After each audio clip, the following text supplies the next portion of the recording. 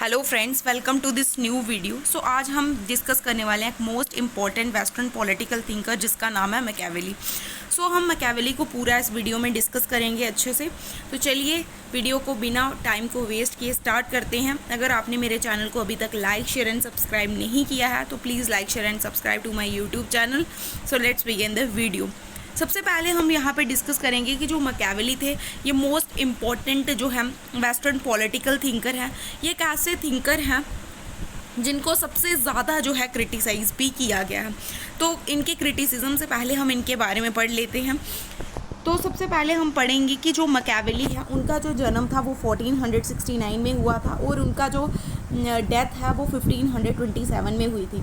अब मैकियावेली को जो है चाइल्ड ऑफ रिनांस भी बोला जाता है क्योंकि जिस टाइम पे मैकियावेली पैदा हुए उस टाइम पे जो इटली था, इटली में जो है ये चाइल्ड एज ऑफ रिनांस चल रही थी, यानी कि कंप्लीट ट्रांसफॉर्मेशन हो रहा था। लोग जो है वो साइंटिफिक थिंकिंग की तरफ मूव कर रहे थे। और अब तक जो है इटली में क्या सोचा जाता था कि धर्म ही जो है सब कुछ है, उस चीज़ का वो एंड हो रहा था इटली में। और ये जो है अब टूवर्ड्स जो है एज ऑफ साइंस जो थी इटली में स्टार्ट हो रही थी। सबसे पहले हम डिस्कस कर लेते हैं कि जो मैकियावेली हैं इनका जो जन्म था वो इटली में हुआ था, ठीक है।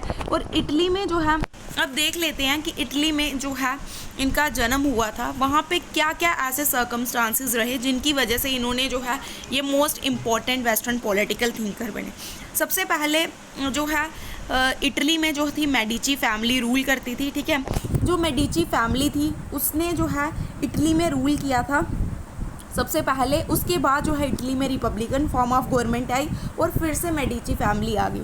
लेकिन जब रिपब्लिकन फॉर्म ऑफ गवर्नमेंट का रूल चल रहा था, ठीक है, उस टाइम पे क्या हुआ कि कौन थे जो रिपब्लिकन फॉर्म ऑफ गवर्नमेंट का जब रूल चल रहा था उस टाइम पे मैकियावेली जो थे, रिपब्लिकन फॉर्म ऑफ गवर्नमेंट ने मैकियावेली को एज अ सिविल सर्वेंट जो है अपॉइंट कर लिया था और फिर वहाँ पे जो है मैकियावेली काम कर रहे थे, ठीक है। लेकिन जब मेडिची फैमिली वापस अपने रूल में आ गई, ठीक है, ये 1512 में वापस से रूल में आई, तो इन्होंने क्या किया, मैकियावेली पे कुछ करप्शन चार्जेस लगाए और मैकियावेली को वहाँ से निकाल दिया। अब मैकियावेली को कुछ समय के बाद मैकियावेली को जो है पनिशमेंट दी गई और उसके बाद मैकियावेली सीधा कहाँ लौट गए, जो उनका जो है सिटी थी फ्लोरेंस, वो अपने गांव जो है वापस वहाँ से लौट गए। और जब वो वापस आए वहाँ से तो उन्होंने क्या किया, दो जो है बुक्स लिखी। एक जो मोस्ट इम्पॉर्टेंट बुक है इनकी वो है द प्रिंस, जिसमें इन्होंने पूरा स्टेट क्राफ्ट के बारे में बताया हुआ है, ठीक है। और जो है प्रिंस जो है मोस्ट इम्पॉर्टेंट बुक है इनकी, इसको याद रखना, बहुत इम्पॉर्टेंट बुक है। और दूसरी जो इन्होंने बुक लिखी थी वो बुक थी द डिस्कोर्स, ठीक है। तो डिस्कोर्स, एक मिनट, तो इन्होंने जो बुक लिखी थी एक थी द डिस्कोर्स, दूसरी थी प्रिंस। प्रिंस में इन्होंने कुछ सेट ऑफ इंस्ट्रक्शन लिखे थे जो कि इन्होंने प्रिंस को दिए हैं। सबसे पहले समझ लेते हैं इन दोनों बुक्स में इन्होंने क्या क्या चीज़ें लिखी थी। तो चलिए समझते हैं, लेट्स अंडरस्टैंड। सबसे पहले इन्होंने जो बुक थी द डिस्कोर्स, वहाँ पे जो है इन्होंने कौन सी चीज़ के बारे में लिखा, इन्होंने जो बुक थी वहाँ पे इन्होंने लिखा आइडियल फॉर्म। एक बुक में इन्होंने आइडियल फॉर्म ऑफ गवर्नमेंट और दूसरी बुक में इन्होंने प्रैक्टिकल फॉर्म ऑफ गवर्नमेंट के बारे में बात की। अब आइडियल फॉर्म की गवर्नमेंट वो होती है जो हमारे दिमाग में जो आइडिया है कि गवर्नमेंट इस टाइम पे सरकार क्या कर रही है, उसको ऐसे करना चाहिए था, that is the idea. But practical form of government वो गवर्नमेंट होती है जो प्रैक्टिकली चल रही होती है, ठीक है।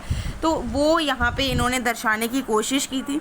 उसके बाद इन्होंने आइडियल फॉर्म ऑफ गवर्नमेंट में रिपब्लिकन फॉर्म ऑफ गवर्नमेंट को सजेस्ट किया और प्रैक्टिकल फॉर्म ऑफ गवर्नमेंट में इन्होंने मोनार्की को सजेस्ट किया। और इन्होंने रिपब्लिकन फॉर्म ऑफ गवर्नमेंट को वहीं सजेस्ट किया यहाँ पे लोग वर्चुअस होंगे, यहाँ पे लोग जो हैं जिनके पास कॉमन सेंस होगा, लोग अच्छे होंगे, लोग जो हैं रिस्पॉन्सिबिलिटी को, अपनी रिस्पॉन्सिबिलिटी को समझेंगे, वहीं पे रिपब्लिकन फॉर्म ऑफ गवर्नमेंट होना चाहिए। जबकि इन्होंने मोनार्की इसीलिए सजेस्ट की क्योंकि लोग अच्छे नहीं होते हैं, तो इसीलिए इन्होंने बोला कि वहाँ पे जो है मोनार्कियल फॉर्म ऑफ गवर्नमेंट का होना ज़रूरी है। और ये दोनों चीज़ें इन्होंने अपनी दोनों बुक्स द डिस्कोर्स और प्रिंस में लिखी।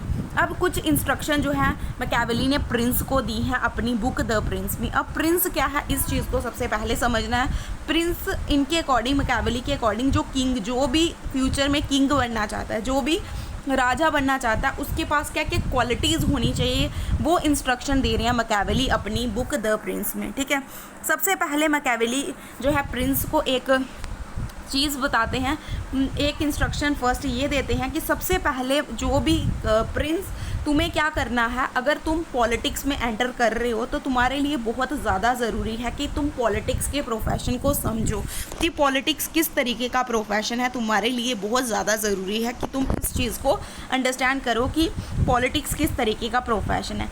नेक्स्ट वो बोलते हैं कि जो ह्यूमन नेचर है, ठीक है, जो ह्यूमन नेचर है उसको समझना भी जो है एक प्रिंस की जिम्मेवारी है कि वो ह्यूमन नेचर को समझे। और मैकियावेली ने बताया कि जो ह्यूमन नेचर है वो, उसमें उन्होंने 3 क्वालिटीज़ बताई हैं कि ह्यूमन जो है वो सेल्फिश वाई नेचर है, ह्यूमन जो है वो कॉवर्ड है, और मैन जो है वो अवारिकाशियस यानी कि एक्सट्रीमली ग्रीडी है, बहुत ज़्यादा ग्रीडी है। तो इन्होंने बोला कि एक जो प्रिंस है उसको जो है ह्यूमन नेचर को भी समझना है। तो मैन जो है सेल्फिश वाई नेचर है, मैन जो है डरपोक है नेचर से, और मैन जो है एक्सट्रीमली ग्रीडी है। जबकि मैन सेल्फिश है नेचर में, तो मैन जो है हमेशा कुछ ना कुछ जो है ऐसा करेगा, वो हमेशा अपनी जो चीज़ें हैं उनको प्रायोरिटी देगा और बाकियों को वो साइड कर देगा। मैन जो है वो कॉवर्ड बाय नेचर है, तो मैन जो ये चीज़ है कि मैन डरपोक है, ये जो है प्रिंस के लिए एडवांटेजियस होगा, क्योंकि अगर मैन जो भी लोग हैं उनको पता है कि प्रिंस उनकी प्रोटेक्शन कर सकता है तो वो हमेशा जो है प्रिंस को सपोर्ट करेंगे। ठीक है, उसके बाद प्रिंस को ऐसी चीज़ें करनी चाहिए कि प्रिंस जो है ऐसी कंडीशंस क्रिएट करें, क्योंकि लोग एक्सट्रीमली ग्रीडी हैं, तो प्रिंस को ऐसी कंडीशंस को क्रिएट करना चाहिए यहाँ पे लोग जहाँ पे लोग जो है मनी को बना सकें, जहाँ पे लोग कुछ जो है प्रॉपर्टी को अर्न कर सकें। ठीक है, ऐसी कंडीशंस अगर क्रिएट करेगा तो तब भी जो है प्रिंस जो है ये प्रिंस के लिए ये चीज़ें एडवांटेजियस होंगी। ठीक है, अब नेक्स्ट जो क्वालिटी के बारे में बताता है वो ये है कि प्रिंस के अंदर क्या क्वालिटीज़ होनी चाहिए।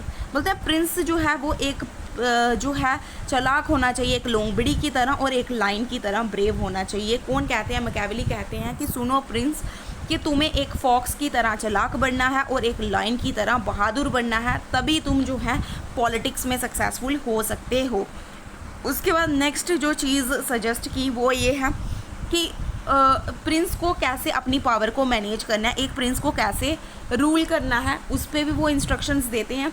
और इनका जो फेमस कोट यहाँ पे मैंने लिखा हुआ है वो ये है कि ये बोलते हैं कि प्रिंस तुमसे लोगों, ये बहुत ज़्यादा ज़रूरी है प्रिंस की लोग तुमसे डरें एज़ कम्पेयर टू लोग तुमसे प्यार करें। ठीक है, लोगों का डरना बहुत ज़्यादा ज़रूरी है। अगर लोग तुमसे डरेंगे तो लोग तुम्हें हर्ट नहीं करेंगे। अगर लोग जो हैं उस पर्सन को ज़्यादा हर्ट करते हैं जिससे वो प्यार करते हैं, और उस पर्सन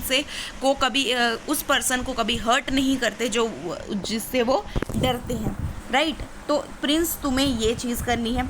उसके बाद ये जो है एथिक्स पे एडवाइस देते हैं, बोलते हैं कि प्रिंस को बोलते हैं कि हमेशा अपने एथिक्स को जो है पॉलिटिक्स से हमेशा सेपरेट रखो, हमेशा जो है एथिक्स को पॉलिटिक्स से अलग रखो, क्योंकि तुम्हें क्या करना है, तुम्हें पॉलिटिक्स में इन्वॉल्व होना है। जब तुम पॉलिटिक्स में इन्वॉल्व होगे तो तुम अगर एथिक्स के बारे में सोचोगे, इससे जो नेशनल इंटरेस्ट है वो ख़राब हो सकता है, नेशनल इंटरेस्ट को नुकसान पहुंच सकता है जब तुम एथिक्स के बारे में सोचोगे।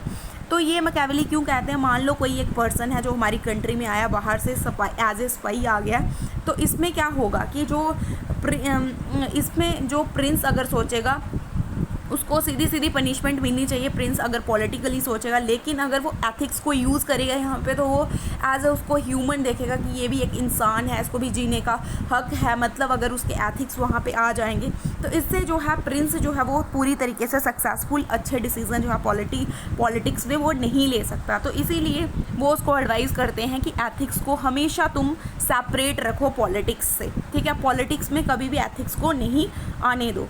उसके बाद वो एक फेमस कोट देते हैं जिसका कोट का नाम है in politics and justify the means. अब बोलते हैं पॉलिटिक्स में हमेशा जो एंड है वो जस्टिफाई करेगा मीन्स। अगर तुम्हें कोई चीज़ तुम्हें प्राप्त करनी है, तुमने उसको कर लिया है, तो कोई मैटर नहीं करता कि तुमने किस तरीके से उसको पाया है, ठीक है। हमेशा लोग एंड्स ही देखते हैं, मीन्स को वो इग्नोर कर लेते हैं उसके अकॉर्डिंग, ठीक है।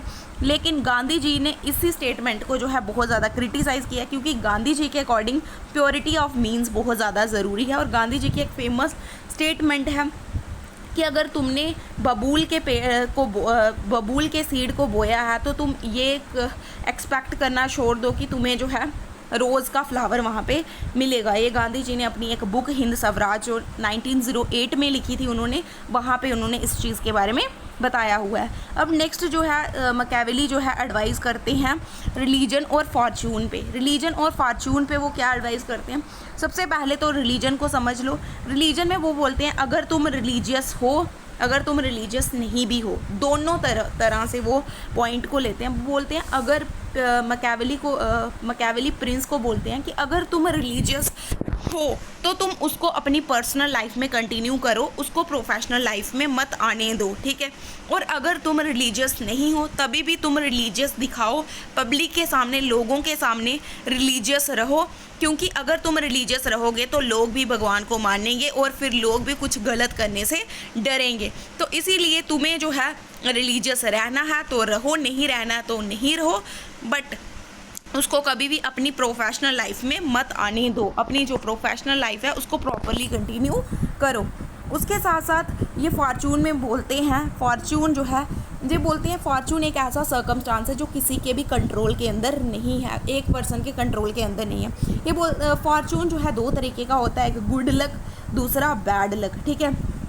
तो ये जो है सीधी सीधी बात करते हैं बैड लक के बारे में। इनको गुड लक ये नहीं करते हैं, गुड लक पे ये बात नहीं करते हैं, ये बैड लक पे बात करते हैं। और ये बोलते हैं कि प्रिंस जो बैड लक है वो किसी को भी डिस्ट्रॉय कर सकता है किसी भी समय। तो इसीलिए तुम्हें क्या करना है, तुम्हें हमेशा जो है अगर तुमने उस बुरे वक्त का अच्छे से सामना कर दिया, कॉरेज के साथ सामना कर दिया, तो तुम सक्सेसफुल हो जाओगे, ठीक है। उसके साथ साथ और भी एडवाइजेस ये देते हैं मैकियावेली किसको, प्रिंस को। सबसे पहले ये बोलते हैं कि तुम्हें हमेशा अपनी फॉरेन पॉलिसी को एक्सपैंड करना है।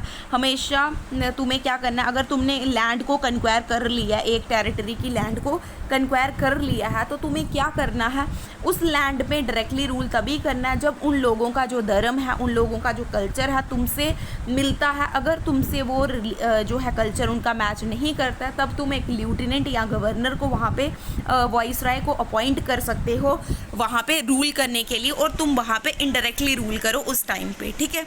उसके बाद इन्होंने क्या बोला है, थर्ड इन्होंने स्टेटमेंट बोली हुई है कि प्रिंस को हमेशा क्या करना है, अपनी जो आर्मी है उसमें हमेशा नेशनल्स को अपॉइंट करना है, कभी भी एंटी नेशनल लोगों को वहाँ पे अपॉइंट नहीं करना है, क्योंकि वो उसे कभी भी धोखा दे सकते हैं। तो इसीलिए इम्पॉर्टेंट है वो अपनी आर्मी में नेशनल्स को ही अपॉइंट करे। उसके साथ साथ आ जाते हैं आप क्रिटिकल इवैल्यूएशन पे। तो इनके जो है इनको बहुत ज़्यादा क्रिटिसाइज़ किया गया, one of the most criticise thinker in the western philosophy. तो सबसे पहले जो सवीन क्रिटिसाइज़ करते हैं, और सवीन क्रिटिसाइज़ करते हैं कि इनके बहुत ज़्यादा पैसिमिस्टिक व्यू है ह्यूमन नेचर पे, पॉलिटिक्स पे और चर्च पे। पैसिमिस्टिक मतलब बहुत ही नेगेटिव पॉइंट्स, इन्होंने सिर्फ एक वन साइडेड व्यू लेके चीज़ों को देखा है। ह्यूमन नेचर के इन्होंने सिर्फ नेगेटिव साइड्स देखी हैं, पॉजिटिव साइड्स नहीं देखी हैं। उसके साथ साथ ये पॉलिटिक्स और चर्च पे भी इन्होंने जो है पैसिमिस्टिक व्यू रखा है, क्योंकि जिस टाइम पे ये पैदा हुए थे उस टाइम पे चर्च में सिर्फ करप्शन चल रहा था, चर्च के लोग करप्टेड थे। तो इसीलिए इनका भी जो माइंडसेट था उसी तरीके का बन गया। पॉलिटिक्स जिस तरीके की वहाँ पे इटली में चल रही थी उसी तरीके की इनके दिमाग में भी छप गई। उसके साथ साथ इनको रिलीजन के लिए भी क्रिटिसाइज़ किया है, क्योंकि इन्होंने रिलीजन में भी बोला हुआ है कि उसको दिखाना है, राजा को दिखाना है कि वो रिलीजियस है। तो ये एक तरीके का लोगों के साथ ऐसे धोखे का काम हो गया है, ठीक है। तो ये भी गलत है, इसीलिए इसको क्रिटिसाइज़ किया गया। और ये one of the unfortunate thinker हैं, क्योंकि इनको बहुत ज़्यादा क्रिटिसाइज़ किया गया, क्योंकि इन्होंने सच बताया है कि इन्होंने पॉलिटिक्स की जो रियलिटी है उसको दर्शाया। और यहाँ पे एक मोस्ट इम्पॉर्टेंट थिंकर आ जाते हैं डंडिंग, जो ये बोलते हैं कि ये एक आयरनी है कि हर कोई मैकियावेलियन होता है प्रैक्टिस में। मैकियावेलियन यानी कि करप्ट होता है प्रैक्टिस में। हर पर्सन जो है वो करप्ट है, लेकिन वो कभी भी नहीं एक्सेप्ट करता है कि वो मैकियावेलियन है, ठीक है। तो ये समझ में आया आपको। अब कुछ पॉजिटिव पॉइंट्स में अगर हम देखें तो यहाँ पे 2 ही पॉइंट्स मैंने राइट डाउन किए हैं। फर्स्ट तो जो मैकियावेली का जो पॉलिटिकल थॉट था, मैकियावेली ने जो भी इंस्ट्रक्शंस दी थी प्रिंस को, वो कोई भी यूनिवर्सल या ट्रांसडेंटल वैल्यू को लैक नहीं कर रही हैं, वो ये यूनिवर्सली एप्लीकेबल है, क्योंकि लोग ऐसे ही होते हैं और प्रिंस के अंदर ऐसी ही क्वालिटीज़ होनी चाहिए लोगों को जो है टैकल करने के लिए। अगर वो चाहता है कि पॉलिटिक्स में उसको इंडल्ज होना है तो उसको ऐसी क्वालिटीज़ का होना उसके पास बहुत ज़्यादा ज़रूरी होता है। सेकेंड इम्पॉर्टेंट थिंग है कि जो एक प्रिंस के लिए बहुत ज़्यादा इम्पॉर्टेंट है कि वो ह्यूमन नेचर की डार्क साइड को पहचान ले कि क्या डार्क साइड है ह्यूमन नेचर की, वो सब कुछ उसको पता होना बहुत ज़्यादा ज़रूरी है। तो ये जो 2 थे पॉजिटिव पॉइंट्स, तो ये हमारा था मैकियावेली आज का। आई होप आपको ये वीडियो पसंद आई है। यहाँ पे मैंने कंप्लीट मैकियावेली को एक्सप्लेन किया है। तो अगर आपको ये वीडियो पसंद आई है तो please like share and subscribe. Meet you in the next video. Till then bye bye.